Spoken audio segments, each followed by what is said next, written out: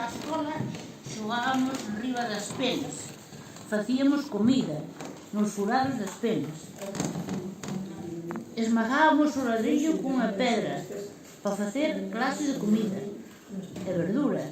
Logo facíamos que comíamos, ahora outro.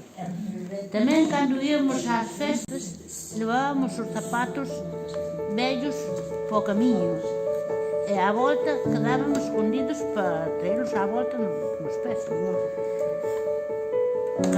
Os novos viñan envoltos nun papel.